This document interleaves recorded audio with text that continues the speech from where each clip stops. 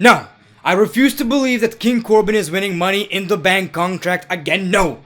I refuse to believe that. This is not happening. Put that briefcase down. I mean, up. No. A couple of SmackDown takeaways. You know, we're all excited about this hacker storyline. Who could it be? Is it CM Punk? But this right here reminded me how bad WWE are at surprises. Otis. It was Otis. How is that a surprise? I mean, it was entertaining, for sure. But imagine if WWE are going to be that obvious and the hacker is Ali. Or maybe it's Ali and Shorty G. You know what? I'm gonna call him Chad Gable. I think calling him Shorty is offensive, and as a 5'7.5" guy, I'm offended. But I'm happy to see Jeff Hardy, and this segment was very good. However, wasn't Jeff Hardy supposed to come back with a new theme song? New being 2009? What happened? I can still hear your voices.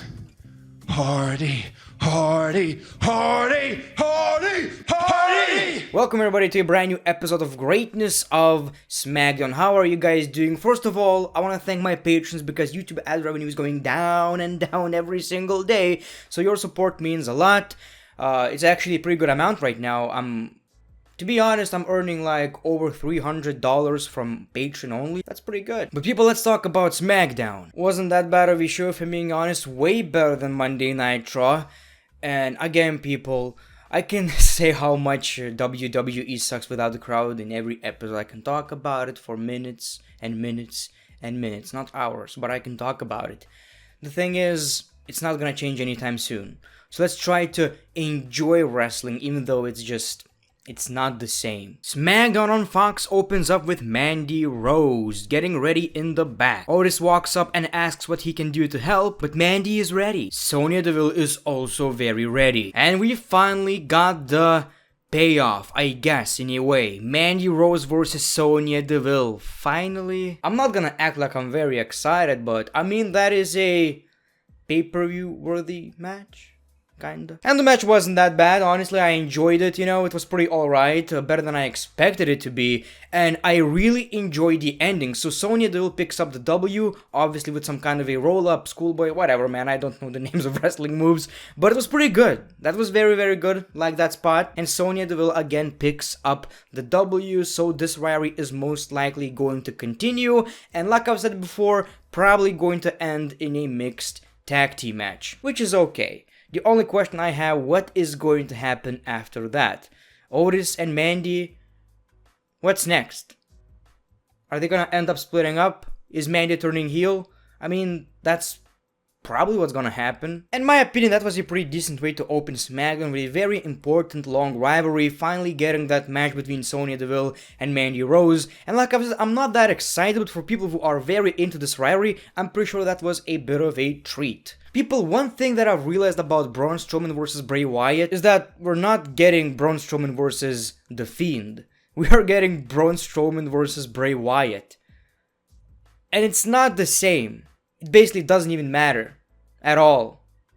At all. A big tag team match. The Forgotten Sons, John Morrison and The Miz versus The New Day and Lucha House Party. People that are going to face off at Money in the Bank in a fatal 4-way match. So that was very, very good. Every time I see John Morrison in the ring, he makes me forget that there's no audience. Not because he sucks, because he's very, very good. Dude is amazing, always the highlight of SmackDown, and I wish he was used in a bigger position, you know, in the main event, or at least mid-card, or carry the Intercontinental Championship, make it important, fight The Miz for it. I believe there's a lot of potential, but this match was very good. Now, surprisingly, the heel team won, and the finish was also pretty decent. After the match, Miz and Morrison are trying to be buddies with the Forgotten Sons, but Forgotten Sons are not having it. They're just a bit confused, just as much as I am, because I don't know why WWE decided to put these guys on SmackDown. Not that they're not talented, not that they're not good, but even on NXT, they weren't important at all. And you know, if someone is not that important on NXT, you put these people on the main roster, they're gonna be buried in a couple of months. That is a fact. It always happens. And I don't see any personality in these people. Like, the gimmick is just basically, we're three dudes. I know what? We're a little bit of rednecks. It's very generic, and that doesn't necessarily work anymore in 2020. Nothing works in 2020. Kayla, I'm gonna win Money in the Bank again. Rey Mysterio, he can fly, but he cannot beat me. Otis is fat. Something like that. People, we finally got Jeff Hardy back. Although I'm disappointed that Jeff Hardy did not get his No More Words theme song back. It's kinda weird because I remember watching Jeff Hardy on WWE Backstage and he pretty much confirmed that he got his old theme song back. 2009 version of his theme song. You know what I'm talking about. No More Words. I think that's the name of the song. He told the people at WWE, not necessarily backstage, I think it was WWE Bump.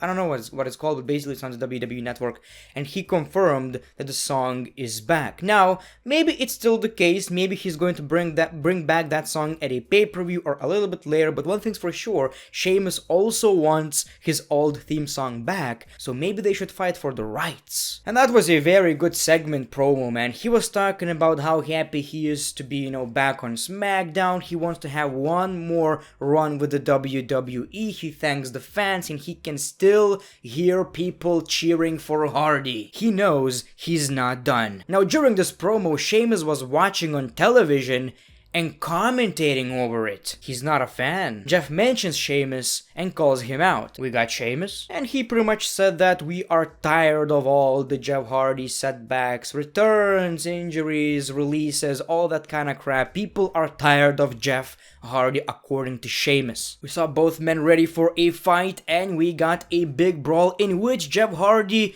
stood tall, and oh boy, I felt like a kid again. I don't know why, like I'm watching SmackDown, Raw, whatever, wrestling every week.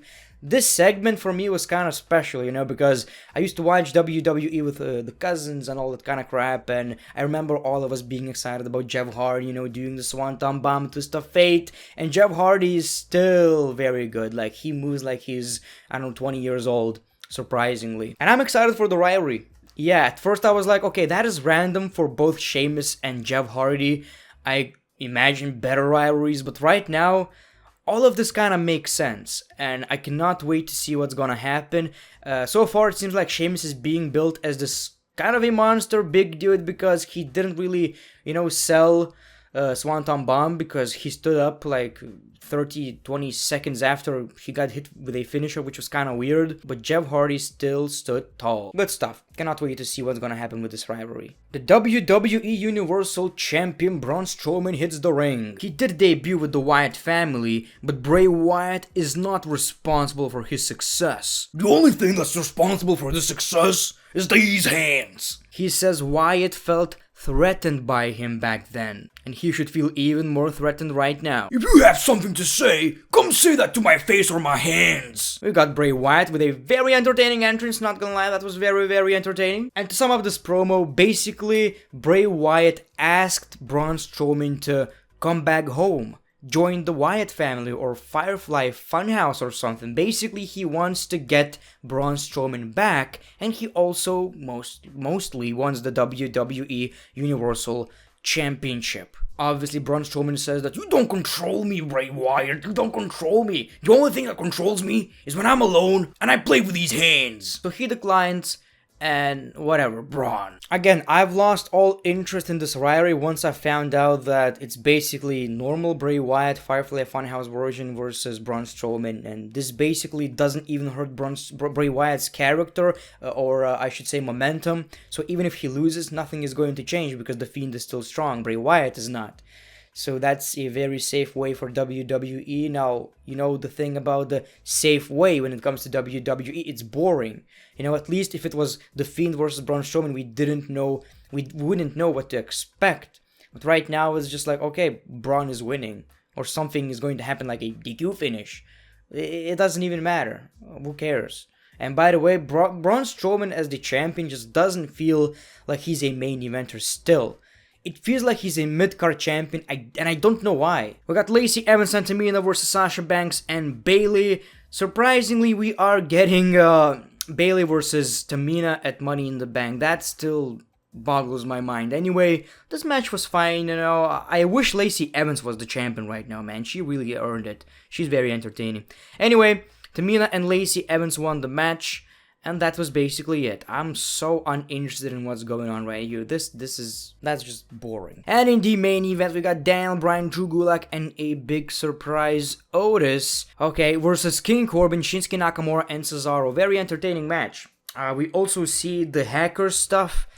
And, he's basically, again, teasing that someone is betraying someone. So, someone is going to turn on their partners. I wonder who it is. Hopefully, it's not something very unimportant like, I don't know, Carmella turning on Dana. Oh, no, that would break my heart. Anyway, so like I said, the match was very entertaining. Now, surprisingly, the heel team won. Everyone started fighting. King Corbin decides to get the Money in the Bank briefcase. Everyone comes back. Otis was actually funny. In this one, he broke the ladder. That was pretty good. We got some action, which was longer than expected. And of course, King Corbin stands tall. He grabs the Money in the Bank briefcase. And I'm sad.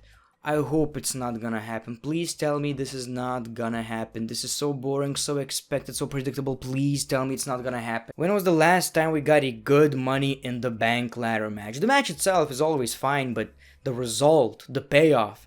When was the last time? WWE ruined the Royal Rumble. Now it's good, but for 5 years or 6 years, it was horrible. Then they ruined Money in the Bank. Please tell me this one is not gonna be the same. Please.